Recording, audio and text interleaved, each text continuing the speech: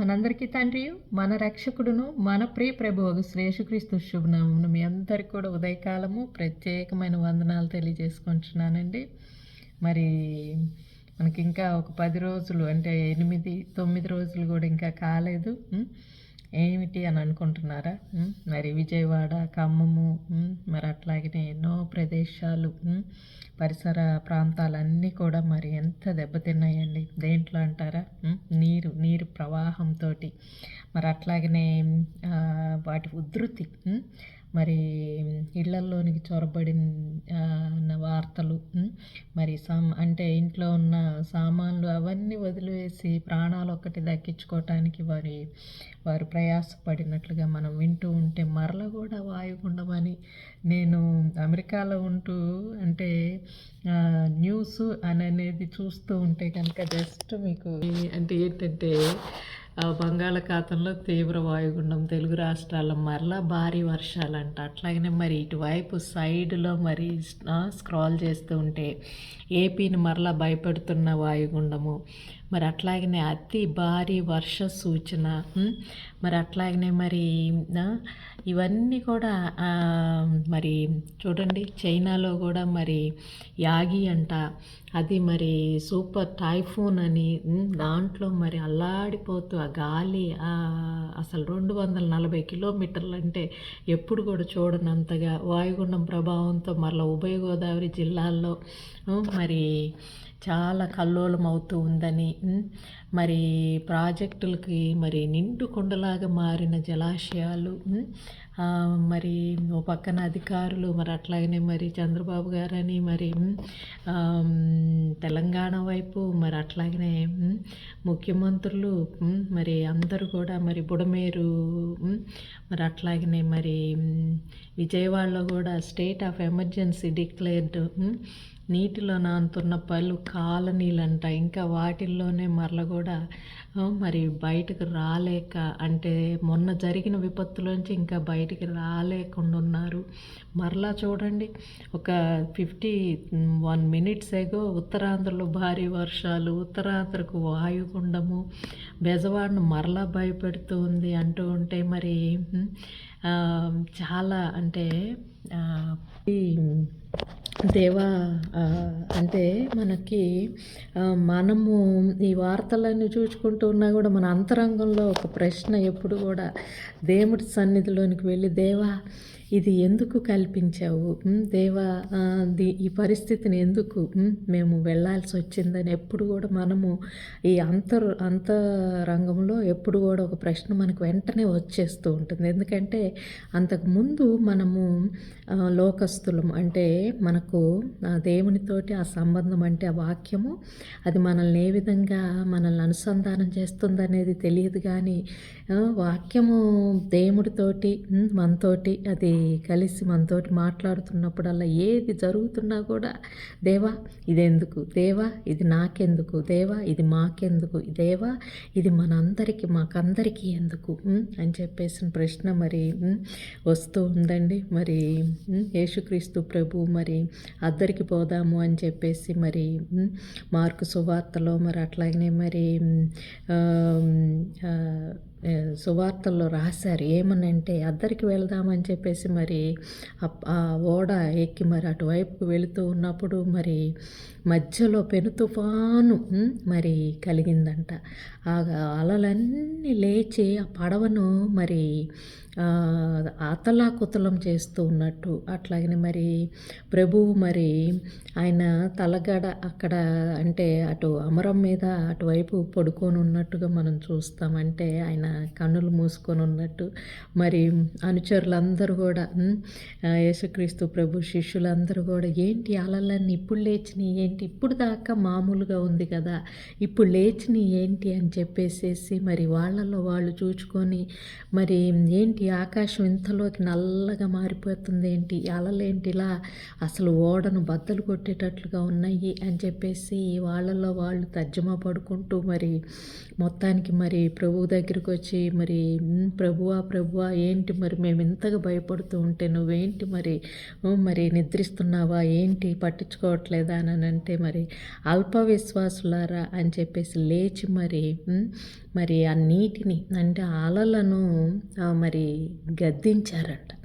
ఏమనంటే పీస్ అని, అంటే శాంతి కలుగునుగాక అన్నట్టు. అంటే ఏంటంటే అవి వెంటనే ఆయన అన్న మాటలకు అవి నెమ్మదించినాయి అంట.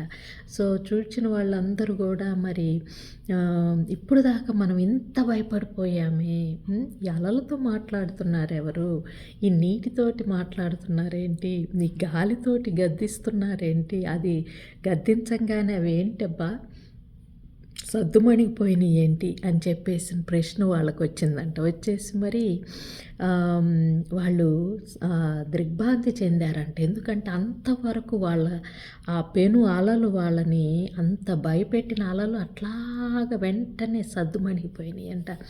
మరి మనము సృష్టికర్తని అంటే ఈ సృష్టి సమస్తము కూడా ఆయన మాటను వింటూ ఉన్నప్పుడు అలలు అనేవి మరి మనల్ని అంతగా అవి ఇప్పటి వరకు మనము అనుభవించింది ఏంటి అని అంటే మన జీవితంలో ఒక వ్యాధి కానీ ఒక బాధ కానీ ఒక పరస్పరమైన వివాదములు అనేవి కూడా అలల్లాగా వస్తూ ఉంటాయి. మానవ సంబంధాలు తెగిపోయినప్పుడు కూడా మనము ఎంతో అలల్లో కొట్టుకొని పోతూ ఉన్నట్లుంటాము. ఒక పెను తుఫాను వచ్చినట్టు ఒక జీవితం నాశనం అయిపోతూ ఉండటం చూస్తూ ఉంటాము. ఒక ఉప్పెనలాగా ఒకరి జీవితంలో ఏదైనా ప్రమాదం జరిగి అందరూ కూడా నశించిపోవటం చూస్తూ ఉంటాం. కానీ ఇవేంటంటే ఈ నీరు అనేది మన శరీరంలో 70% పైన నీరు. అట్లాగనే మనకు బయట కూడా దేవుడు మరి 70% నీరు ఉంచినప్పుడు ఈ నీరంతా కూడా అతలాకుతలం అయిపోయి అవి మానవ జీవితములను మరి గందరగోళము అస్తవ్యస్తము చేస్తూ ఉండటానికి ఇది సమయము అనంటే అది యేసుక్రీస్తు ప్రభు అద్దరికి పోవటానికి ఆయన వెళుతూ ఉన్నప్పుడు ఆ మార్గమధ్యంలో మరి అద్దరి అంటే చూడండి, అంటే అవతలి ఒడ్డు అంటే ఏంటంటే అవతలి ఒడ్డు అని అంటే క్రీస్తు అనేది ఆయన సత్యము, క్రీస్తు అనేది ప్రేమ, క్రీస్తు అనేది నీతి, అది న్యాయము, అది దయ, అది కనికరము, అది పరిశుద్ధత, అది మరి ఆర్డర్ అంటారు క్రమము, అది మరి వ్యూహాత్మక శక్తి, అది మరి మన జ్ఞానము, మరి అది మరి అంగీకారము, అది మరి సమర్పణ, అది మరి వినయము, అది విధేయత, అది పరిపూర్ణత. మరి ఆయన అనే వచ్చి ఆయన నడిచినప్పుడు మరి అద్దరికి అన్నప్పుడు అది ఆయన అదొక సాదృశ్యకంగా చూపించారా, అదే పరిస్థితి ఇప్పుడు మనము కూడా ఉన్నామా అనేది మరి ప్రతి ఒక్కరం కూడా మరి అది భావించుకోవాలి. అద్దరి అని అంటే ఏంటంటే ఈ నన్ను వెంబడించే ఆలోచనలతోటి అద్దరి అంటే ఆ దరి అనేది ఏంటంటే అది విమోచన, అది రక్షణ.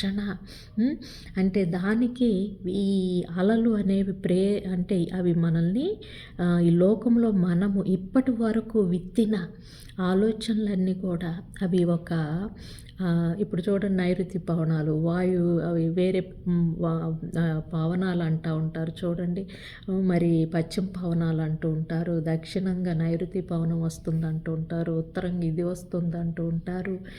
అంటే అన్ని దిక్కుల నుంచి కూడా ఈ గాలులు అనేవి అంటే పెనుగాలులుగా మారి అవి ఆ నీటిని కూడా తీసుకొని వాటితోటి మరి మానవ జీవితములను అంటే జీవితం అంటే ఏంటి చెప్పండి, మన ఆలోచనలేగా. ఇప్పుడు మన ఆలోచనలే కదా మనం పెట్టుకున్నాము, మన ఆలోచనలనే కదా మనం కట్టుకున్నాము, మన ఆలోచనలనే కదా మనము స్థిరపరచుకున్నాము, మన ఆలోచనలలోనే కదా ఒక సంబంధాలను ఏర్పరచుకున్నాము. మన ఆలోచనలనే వాటిల్లో మరి దేవుని యొక్క సృష్టిలో ఆయన యొక్క సిద్ధాంతం అంటే అది ప్రేమ. అది అది ప్రేమలో చూడండి, అది ఎప్పుడు కూడా భయం ఉండదు, అది కనికరము, అది దయ, అది నీతి. ఇప్పటి వరకు చెప్పుకున్నవన్నీ కూడా మరి వాటిల్లో మనం పెట్టనివేమన్నా పెట్టుగా అంటే మన ఆలోచనలను పెట్టినప్పుడు అవి మరి ఇలా కలగలుపుతూ అని అంటే అది వాయుపీడనము అని అనుకున్నప్పుడు నేనేమనుకుంటూ ఉంటానంటే ఆ పెట్టిన ఆలోచనలన్నీ కూడా కలగలిసి మనల్ని అతలాకుతలం చేస్తూ ఉన్నప్పుడు అందులో భేదమేమి ఉండదు. ఎందుకంటే మనుషులమందరూ దేవుని యందు మన ప్రతి ఆలోచన కూడా ఆయన యందు అతకనిది. అంటే క్రీస్తునందు, క్రీస్తు సమస్తము, క్రీస్తు సర్వసృష్టికర్త, ఆయన వలన, ఆయన ద్వారా, ఆయన కొరకు, ఆయన మహిమ కొరకై ఏర్పడిన దాంట్లో ఇంకా ఆయన తప్ప అది అవతల ఇంకేది లేదు. ఆ అవతల ఏదన్నా మనం పెట్టాము అని అంటే అది అందులో కలవదు. కాబట్టి ఈ పీడనం అనేది మనల్ని ఎలా అంటే ఈ ఒత్తిడి అనేది, ఈ నీటి ఒత్తిడి, గాలి ఒత్తిడి రెండు కలిసి మన మీదకు ఉధృతంగా వస్తూ ఉన్నాయి అంటే అవి మనము పెట్టిన ఆ ఆలోచనలు అనేవి ఈ సృష్టిలో అవి లయపడనివన్నీ కూడా మన మీదకు వచ్చి ప్రెషర్ చేస్తూ ఉన్నట్టు మరి మనం అనుకోవాలండి. మరి వస్తూ ఉన్నప్పుడు మరి వీటన్నిటిలో నుంచి కూడా ఆయన అంటే దేవుడు మనల్ని ఏర్పరచుకున్నవాడు కృపామయుడు. ఆయన ఎప్పుడు కూడా మనల్ని రక్షించాలని అనుకునేవాడు. మనల్ని వీటన్నిటిలోంచి కూడా ఆయన కృప ద్వారా రక్షించుకొంచు, ఆయన విమోచన, ఆయన రక్తము, ఆయన ఈ ఆలోచనలన్నిటిలో కూడా మరల కూడా ఆయన మనకు శిలువ ద్వారా ఒక సమాధానము పరలోకపు తండ్రితోటి ఇచ్చి అవతల ఒడ్డుకి అంటే విమోచన అంటే ఏంటండి చెప్పండి? ఈ ఆలోచనలన్నిటిలో కూడా ఏవైతే మనం పెట్టుబడిగా ఈ లోకపు వాటితోటి వ్యక్తిగతమైన ఈ శరీరంలో ఉన్న బలహీనతల్లో మరి ఆగ్రహమని, కామమని, మదమని, మత్సరాలని, స్వార్థమని వేటిల్లో మనం ఆలోచనలను పెట్టామో అవన్నీ కూడా చూడండి మరి అవి ఈ ఆత్మపరమైన దేవుని సృష్టికి వ్యతిరేకంగా పీడనముగా మారి మనల్ని భయకంపితులను చేస్తూ ఉన్నప్పుడు మరి ప్రభువా మరి ఏంటయ్యా ఇప్పుడు మొన్ననే ఇలా అయ్యింది అని చూస్తున్నప్పుడు ఈ కోట్ల కొలది కొనుక్కున్న విల్లాలలోనికి నీరు వెళ్ళింది. వారు కూడా బాధపడ్డారు, వారికి కూడా ఇవే సమస్య, అవి కూడా అంటే ఈ లోకంలో ఏది కూడా రక్షించలేదు అనేది దేవుడు మనకు చెబుతున్నారా లేదా? అది మనం తెలుసుకోవటానికి ఈ గాలి, ఈ నీరు, ఈ సృష్టిలోనివి మనకు అవి తెలుసుకోమని మనకు చెబుతూ ఉంటే మనము తెలుసుకోకుండా అవి దాటాలంటే దాటలేమండి. ఎందుకంటే ఈ పరిస్థితి అనే దాంట్లో దేవుడు మనల్ని అవతల దరి అనేది ఉంచారు. అంటే అది విమోచన అంటే ఏంటంటే ఈ ఆలోచనలోంచి ఇప్పుడు అపనమ్మకం ఉంది, నమ్మకం అనేది అది విమోచన. మరి అపవిత్రత ఉంది, పవిత్రతలోనికి విమోచన. మరి అనీతి ఉంది, నీతిలోనికి విమోచన. మరి జాలి దయ లేకుండా ఉంటాము, వాటిల్లోనికి జాలి దయ కనికరము అనేవి విమోచన. ప్రేమ లేకుండా అనుకోండి, ప్రేమ అనేది విమోచన. మరి నిగ్రహం లేకుండా ఆగ్రహంతో ఇంకేవి వాటిల్లో ఆశ, నిగ్రహం అనేది విమోచన.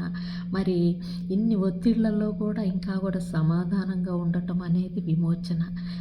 వీటన్నిటిలో కూడా మనము అటువైపుకు వెళ్ళాలంటే ఆయన ప్రేమ, ఆయన దయ, ఆయన కనికరము. కాబట్టి ఆయనను మనం మేల్కొల్పుకోవాలి. ఆయనను ఏంటి ప్రభువా మమ్మల్ని వదిలేసావా దేవా, ఏంటయ్యా గద్దించవా, మేము ఇలా కొట్టుకుపోతున్నాం నాయన ప్రభువా, గద్దించము నాయన ప్రభువా, మేము అల్పులము నాయన, నరులము నాయన, మా ప్రాణములు, మా దేహములు, మా సమస్తము, మా బిడ్డలు, మా బంధువులు, మా కుటుంబాలు, మా ప్రదేశాలు, మేము కట్టుకున్నవన్నీ నాయన ప్రభువా తండ్రి, మేము ఉద్దేశపూర్వకంగా నాయన ప్రభువా తండ్రి ఈ సృష్టికి వ్యతిరేకంగా చెయ్యాలని కాదు నాయన ప్రభువా. ఎప్పుడైతే ఒక స్వార్థాన్ని తీసుకున్నామో, ఎప్పుడైతే ఒక అనీతిని, ఎప్పుడైతే ఒక అధర్మాన్ని, ఎప్పుడైతే ఒక అన్యాయాన్ని, ఎప్పుడైతే ఒక కలవని దాన్ని మేము తీసుకున్నామో తండ్రి, అది మా యందు నాయన ఒక పీడనముగా, మా చుట్టూ ఒక పీడనముగా, ఈ లోకంలో ఒక పీడనముగా తండ్రి ప్రభువా. అయ్యా తండ్రి, మమ్మల్ని అంతని కూడా శోధిస్తూ ఉంది నాయన ప్రభువా. వీటన్నిటిలో కూడా మేము నిలబడగలిగేది ప్రేమ నాయన ప్రభువా అని నాయన ప్రభువా. తెలిసిన వారము తండ్రి ప్రభువా, తెలియని వారి కోసం ప్రార్థిస్తున్నాం నాయన ప్రభువా. దేవా నాయన గద్దించండి నాయన ప్రభువా. 104వ కీర్తనలో చూడండి, మరి ఆయన చూడండి ఎలా మరి రాసి ఉన్నది, జలములలో ఆయన తన గదుల దూలములను వేసి ఉన్నాడు. అంటే ఇంతటి జలములు అనేవి చూడండి ఎంత నెగిటివిటీ అండి. అంటే వాటిలో ఉన్న శక్తి చూడండి, దేన్నైనా కూడా ఇలా సరసర కోసుకొని వెళ్ళిపోతూ ఉంది. అందులో కొండలు కూడా పగిలిపోయే శక్తి. మరి కేరళలో మనం చూసినప్పుడు ఆ కొండలు కూడా, ఆ రాళ్ళు కూడా పగిలిపోయినాయి అని అంటే మన యొక్క కఠినమైన హృదయమును అవి పగలగొట్టడానికి అవి ప్రయత్నిస్తున్నాయి అన్నమాట. ఏమనంటే, ఇది కాదు మార్గము, దేవుని మార్గంలోనికి మీరు మరలండి, మీ చిత్తాన్ని మార్చుకొనండి. నిజమైన ఆయన యొక్క మార్గం అది సత్య మార్గము, నీతి మార్గము, జీవ మార్గము, అది అందరికీ ఆమోదయోగ్యమైన మార్గము. ఇందులో ఈ రక్షణ అనేది, మరి అది విమోచన అనేది ఆయన మనకు విడుదల దయచేసిన క్రీస్తు మార్గము. దాంట్లో నుంచి మనము అందరిని కూడా తీసుకొని అవతలికి వెళ్ళటము అనేది. కాబట్టి గదులలో ఆయన ఎక్కడ గదులంట చూడండి, ఆయన వేసిన ఆయన జలములలో తన గదుల దూలములను వేసి ఉన్నాడు. ఇప్పుడు మనం ఏదైనా ఇల్లు కట్టాలంటే చూడండి, ఆ పిల్లర్స్ వేస్తూ ఉంటాం, అవునా? ఎందుకంటే ఆ ఇంటికి, ఆ చుట్టుపక్కల కట్టే గదులకు ఈ దూలములు అనేవి మూల స్తంభములు. అలాగనే మరి ఈ జలములు, ఈ జలములలో అంటే అంతటి ఆ జలములు అంటే లోకమును సమస్తమును కప్పి ఉన్న జలములు అంటే చూడండి, మొట్టమొదటి ఆదికాండంలో చూసుకుంటే కూడా ఆయన జలములను వేరుపరిచారు. ఆకాశముగా మరలా కూడా మామూలు ఈ భూమి మీద ఉండేటట్టుగా. కాబట్టి ఈ జలములలో ఆయన తనకు ఆయన ఆ గదుల దూలములను వేసి ఉన్నాడు. ఇప్పుడు దేవుడు అనే ఆయన నివసించే గది ఎట్లా ఉంటుందండి? ప్రేమ. దేవుడు ఉండే గది ఎట్లా ఉంటుందండి? అపారమైన మరి పరిపూర్ణత, అది సార్వభౌమాధికారము, అది శాసించగలిగినది. దాని యందు ఏదైనా కూడా లయమయ్యగలుగుద్ది. అది కనికరము, అది నీతి, అది దయ, అది పరిశుద్ధత, అది మరి అది సమర్పణ, అది విధేయత. వీటన్నిటిని ఆయన గదులలో మూలముగా వేసి ఉన్నాడంట. అంటే ఇప్పుడు వాటిల్లో మనము మునగమన్నమాట. వేటిల్లో ఈ విషయములు, ఆత్మపరమైన విషయములు ఎప్పుడూ మునగవు. ఇప్పుడు చూడండి, ఇల్లు కడుతుంటే ఇల్లు మునిగిపోతున్నాయి, వస్తువులు పెట్టుకుంటే వస్తువులు మునిగిపోతున్నాయి. ఇంకేవైనా బంగారము లేకపోతే ఏదైనా కూడా డబ్బు కానీ ఏదైనా మునిగిపోతుంది. కానీ ఆత్మపరముగా ఆయన వేసిన ఆ దూలములలో అవి ఏవైనా కొట్టుకుపోతాయండి? చెప్పండి. ప్రేమ ఎప్పటికైనా కొట్టుకుని పోతుందా? దయ, కనికరములు అనేవి, ఆ దూలములు అనేవి కొట్టుకొని పోతాయా? మరి అట్లాగనే మరి నీతి అనేది కొట్టుకొని పోతుందా అండి? అవి ఆత్మపరమైనవి. కాబట్టి మనము జలముల్లో కొంతమంది నీళ్ళ దగ్గర కట్టుకుంటారు. ఇక్కడ అమెరికాలో అయితే ఈ మోటల్ బీచ్ అని, ఇంకా అట్లానే మరి నేను వేరే చోట ఏదైనా చూడటానికి మరి ఇదివరకు ఒక 10 సంవత్సరాల క్రితం వెళ్ళినప్పుడు అక్కడ మరి చాలామంది అమెరికన్స్ పక్కనే సముద్రం, ఆ పక్కనే ఇల్లు కట్టుకుంటారు. మిలియన్స్ డాలర్స్ అయినా కూడా పెట్టి అక్కడ కట్టుకుంటారనమాట. అంటే ఏంటంటే వారు ఆ నీటిని దగ్గరగా ఆస్వాదిస్తూ అక్కడ సమయం గడిపాలి అనేది వారి చిత్తము. మరి అక్కడ అంత డబ్బు పెట్టి మరి కట్టుకున్నప్పుడు మరి ఆ జలములు అనేవి మరి అయ్యో వస్తే ఎట్లా అనేది లేదు. ఎందుకంటే పడిపోతే పడిపోయినాయి, కానీ ప్రేమ అనేది ఉంది అనేది వారి నమ్మకం అన్నమాట. ఆ నమ్మకము, నిరీక్షణ దేవునికి ఆధారం అవుతుంది. కాబట్టి మనమందరం కూడా ఆ జలములలో దగ్గరగా అంత నమ్మకంగా ఏదో విహారయాత్రకు వెళ్ళే వాళ్ళే కట్టినప్పుడు మరి మనము కూడా అండి ఆ జలములనే అంటే ఏవైతే మిళితం కాకుండా ఉన్న జలముల్లో కూడా మనము పెట్టిన పెట్టుబడి క్రీస్తునందు ఎప్పుడు కూడా అది కదలందిగా ఉంటుందండి. కాబట్టి మరి ఆయన యొక్క ఆయన ఇచ్చిన ఆ మర్మము అది ఏదైతే ఆ జలముల్లో కూడా నిలబడగలుగుతో వాటితోటి కట్టుకున్నప్పుడు అది ఎప్పటికీ కూడా కదలదు కదా. కాబట్టి మనం మరి ఈసారి నాయనా ప్రభా మమ్మల్ని మరల కూడా నాయనా ప్రభా మేము ఏదైనా నిర్మించుకునేటప్పుడు ఏదైతే ఈ జలములు వచ్చినా కూడా మేము కదలలేని వాటితోటి మేము కట్టుకుంటాం తండ్రి అని మనం అనుకుంటే ఆయన జలములను గద్దించుతారనమాట. భూమి ఎన్నటికీ కదలకుండానట్లును ఆయన దానిని పునాదుల మీద స్థిరపరిచిన. ఎక్కడుందండి భూమికి పునాదులు ఏమన్నా కనిపిస్తున్నాయా? కానీ ఆయన వాక్యము అది విశ్వాసం మీద ఆధారపడి ఉంది. అలాగనే దాని మీద అగాధ జలములను నీవు వస్త్రము వలె కప్పారంట. కొండలకు పైగా నీళ్లు నిలిచిను, నీవు గద్దింపగానే అవి పారిపోయాను. నీ ఉరుము శబ్దం విని అవి త్వరగా పారిపోయాను. నీవు వాటిని నియమించిన చోటికి పోవుటకై అవి పర్వతములెక్కిను, పల్లములకు దిగిను. అవి మరలి వచ్చి భూమిని కప్పకుండునట్లు అవి దాటలేని సరిహద్దులు నీవు వాటికి నియమించి ఉన్నావు. అవి కొండల లోయల్లో నీటి బొగ్గులను పుట్టించిన, అవి మన్యములలో పారును. అవి అడవి జంతువులన్నిటికీ దాహము తీర్చునంట. అలాగనే వాటి వలన అడవి గాడిదలు దప్పి తీర్చుకొనును. వాటి ఒడ్డున ఆకాశ పక్షులు వాసము చేయును, కొమ్మల నడుమ అవి సునాదము చేయును. తమ గదులలో నుండి ఆయన కొండలకు జలధారలనిచ్చును. నీ క్రియల ఫలము చేత భూమి తృప్తి పొందుచున్నది. కాబట్టి చూడండి, మనందరికీ కూడా నీరు లేకపోతే మరలా మనకు వర్షములు లేకపోతే పంటలు రావు. నీరు లేకపోతే మనం ఏది చేసుకోవాలన్నా, మనల్ని శుద్ధిపరచుకోవాలన్నా, మనం ఏదైనా వంట చేసుకోవాలన్నా మనకు నీరు అవసరము కదా. కానీ మరి దేవుడు చూడండి ఎంత అవి నియమించిన చోటికి వాటికి గమ్యములను దేవుడు ఇచ్చారండి.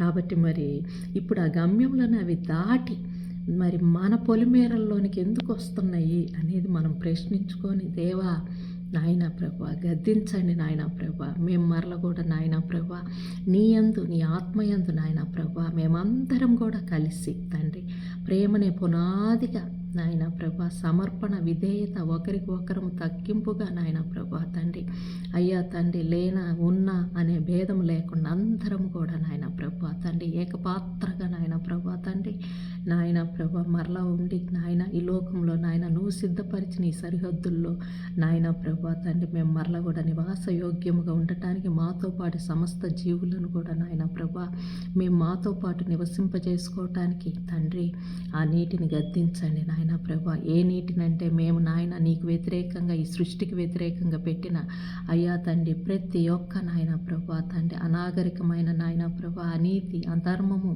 అన్యాయము అపనమ్మకము అవిశ్వాసము తండ్రి ప్రభా అప్రేమ వేటితోటైతే పెట్టామో నాయన ప్రభా ఆ పీడనము ఆ ఒత్తిడి ఆ గాలి ఆ యొక్క నీరు అవి నాయన ఏవైతే లయం అవ్వట్లేదో మాతో పాటు తండ్రి వాటిని నాయన గద్దించండి తండ్రి. మమ్మల్ని అందరినీ కూడా నాయన ప్రభా అద్దరికి దరి చేర్చమని తండ్రి యేసయ్య నాయన ప్రభా బిడ్డలందరినీ కాపాడండి నాయన. మరలా ఈ వార్తలు ఎంతో భయపెడుతున్నాయి తండ్రి ప్రభా. మేమందరం కూడా నాయన ప్రభా అల్పులం నాయన ప్రభా నరులము నాయన గాలిలో నిలవలేము నాయన ప్రభా. అయ్యా తండ్రి గడ్డి వంటి వారం నాయన మట్టితో ఏర్పడిన వారం తండ్రి ప్రభా. దేవ మమ్మల్ని జ్ఞాపకం ఉంచుకోండి నాయన ప్రభా. బిడ్డలందరినీ కూడా నాయన ప్రభా మీరు ఆదుకోనండి తండ్రి ప్రభా. మా ప్రతి పాపమును కూడా నాయన అవిధేయత నాయన ప్రభా సమర్పించుకుంటున్నాం తండ్రి. దేవా నాయన ఈ ప్రతి పీడనంలో కూడా నాయన ప్రభా తండ్రి అయ్యా తండ్రి అపారమైన నాయన మీ విశ్వాసం మాకు దయచేయండి నాయన, నమ్మకాన్ని దయచేయండి నాయన ప్రభా. నీ యందు నాయన ప్రభా లయమగటానికి నాయన ప్రభా సంపూర్ణమైన హృదయంను మాకు దయచేయండి తండ్రి ప్రభా. దేవా వందనాలు నాయన, నీకు సమం ఎవరు లేరు, నీకు సాటి ఎవరు లేరు నాయన. యేసయ్య ఆ నీటిని గద్దించండి తండ్రి ప్రభా, లోపరచండి నాయన, సరిహద్దులను ఏర్పరచండి నాయన. మాకు నాయన ప్రభా లోబడేటట్లుగా నాయన మాకు వాటిని నాయన ప్రభా తండ్రి అయ్యా మా చుట్టూ కూడా నివాస యోగ్యముగా నాయన ప్రభా తండ్రి వాటి యందు మేము దాటిపోయేటట్లుగా నాయన ప్రభా తండ్రి మాకు నాయన ప్రభా తండ్రి అయ్యా తండ్రి నాయన దేవా ఆజ్ఞనిచ్చి మాకు మరల కూడా నాయన ప్రభా నూతనమైన నాయన ప్రభా తండ్రి భూమిని నూతనంగా నాయన ప్రభా ఆత్మను నూతనమైన నాయన ప్రభా తండ్రి హృదయములను మనసులను మాకు దయచేయండి, ఏకాత్మను దయచేయండి నాయన ప్రభా తండ్రి. పరిశుద్ధముగా నాయన మేమందరం కూడా తండ్రి ప్రభా అయ్యా తండ్రి నీ క్షమను కోరుకుంటున్నాం నాయన.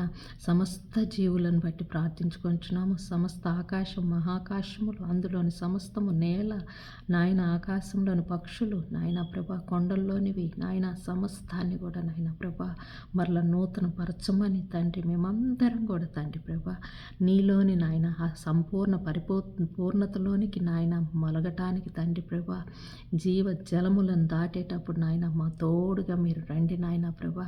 ఆ జలములు దాటేటప్పుడు అవి నాయన పైకి రాకుండా నాయన ప్రభా మీరు గద్దించండి అయ్యా, గద్దించండి. నెమ్మది కలుగునుగాక, నెమ్మది కలుగునుగాక. క్రీస్తు నామమున తండ్రి ప్రభా లోకంలో ఉన్న జలములన్నీ నాయన ప్రభా తండ్రి నెమ్మది కలిగి సద్దు మణుగును కాక. క్రీస్తు నామమున అడిగి వేడుకొని ప్రార్థించుకొంచున్నాము తండ్రి. ఆమేన్, ఆమేన్, ఆమేన్. దేవుని నామానికి వందనాలు చెల్లించుకొంచు. మనము మరి అడగాల్సింది ప్రభువుని అదేనండి. ఎందుకంటే ప్రభు ప్రేమ తప్ప, కనికరము తప్ప, నీతిని మరి దయను తప్ప ఆయన ఇంకా ఏమీ కోరుకోవట్లేదు. విధేయతను, సంపూర్ణతను మనం అందరం కూడా కోరుకొనచ్చు. మరి ఆ నీటిని గద్దించమని మనం చేసుకున్న ప్రార్థన మరి దేవుడు వినుగాక.